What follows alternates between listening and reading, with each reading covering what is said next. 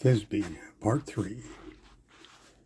Pyramus was halfway out of the halls when he realized he'd forgotten his headphones. He doubled back. Just as he entered his room, he heard the muffled voices of Thisbe and her mother. He couldn't have been sure, but ship laborer, a handsome ship laborer, he smiled to himself. He walked to the gym with a new swagger that morning, matured. Thisbe. He was upset, Thisbe could tell, even without hearing him on the phone before he started up his playlist of furious music. Why can't you be a dad for once? Why do I have to beg to see you? You leave the country with your new girlfriend, and I gotta find out through an auntie on Facebook. Pyramus. Pyramus had no idea why his face was wet. He knew his music was too loud. He was an asshole. He switched to his headphones and let the music directly smudge out his thoughts. Thisbe. Knock and stay or knock and go? Knock and stay, right? That's what a normal, rational human being would do. It wasn't a big deal. She would knock and stay, obviously. Why was her heartbeat knocking against her rib cage like that? What was wrong with her? Pyramus. Pyramus thought he heard a knock at his door. He took a while to get up, but opened it to see a bag full of Tupperware, so deliciously fragrant that his stomach growled. There was a message on a pink post-it note attached to it. Hey, my mother gave me far too much food. Thought you might like some. P.S. You single? I have a 55-year-old woman who wants to take you out on a date. Thisbe, XX, Thisbe. And she really put two kisses desperate. Might as well have dropped to her knees in front of him. She flopped onto her bed and shut her eyes, hoping to erase the embarrassment. Then there was a rap on her wall that was too purposeful for her to ignore. She bolted upright. Thanks, Thisbe. The food is delicious. While her name sounded good coming from his mouth, he very politely and graciously ignored the ill-advised, quasi-flirtatious part of her note. You're welcome. Thisbe dropped back down on her bed and pulled her pillow over her face. Pyramus. Why were his hands sweating? He'd never been more conscious of the fact that his hands had sweat glands till this very moment. He flexed them before knocking, as if he needed to prepare himself for what he was about to do. His instincts were correct, but he was still ill-prepared. In fairness, he wasn't sure if anything could have prepared him. When she opened the door, Pyramus became acutely aware that his memory had not done justice to Thisbe's face. In passing, he saw her as cute, pretty, but now, up close, he saw that she was staggering, stole, destroying, and also restoring. Her eyes were round and bright, and he wanted to be guided by their light. Her smile was soft and plush as she bit into it. She was wearing gold hoops that glinted like little halos in her ears, and the white fluorescent of the industrial lights of the hallway. Her white crop top read, "'Cause I'm black, bitch," in stark black letters, and hovered over a cute belly button piercing. She wore gray jersey shorts that accentuated a soft, dimpled, curvy body, and her braids came down to a waist that gently dipped. She made the pace of his heartbeat quicken.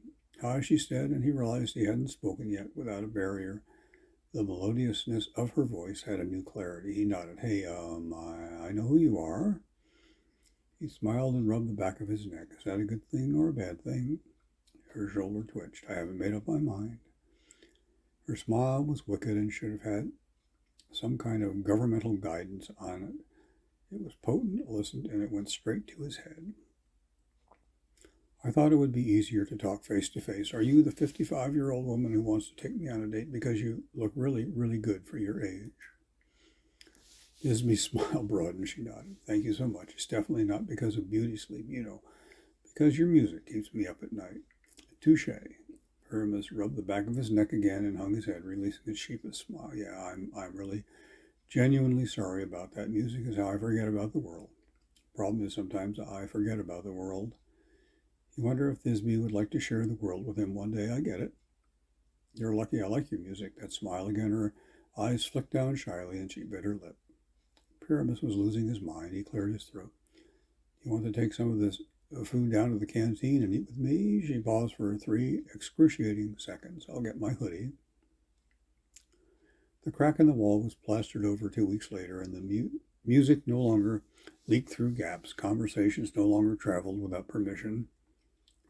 They aggregated their favorite songs from that period into ever-growing playlist that went from being untitled to eventually months later being christened Love Your Neighbor by Pyramus.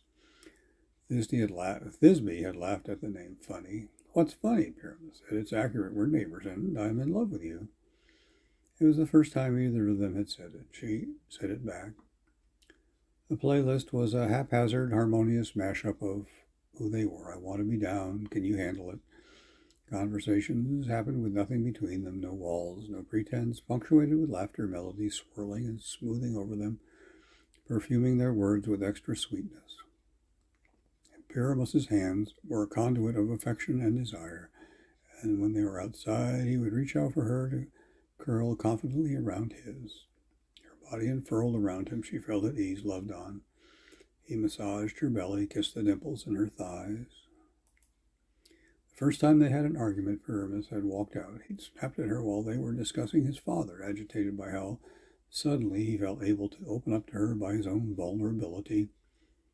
Thisbe had been sure it was the end. She knew what he was like with commitment, knew he ran scared when things got deep. She knew he locked himself into himself so securely that girls had to bang against his door. She refused to be that girl.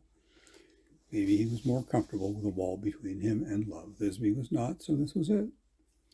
Thisbe had logged onto her music streaming account to cry to a soundtrack. She saw that a new addition had been made to their playlist. Jodishi, My Heart Belongs to You. A few minutes later, Pyramus knocked on her door. I'm an idiot. Yes, you are. They talked it out, kissed it out. She smirked against his lips and asked him to do a sing-along serenade if he was really about it. She said, I'm talking old school R&B, fist clenched, begging, on your knees in the rain, babe. I want a performance. Pyramus grumbled into her neck and pretended to be embarrassed for 3 seconds before he leaped off the bed shirtless, using a bottle of deodorant as a mic. Their playlist filled the room, filled their ears, filled their hearts. Thisbe laughed, curved her hands around her mouth, cheering from her front row seat on the bed. Turn it up, she yelled. The end.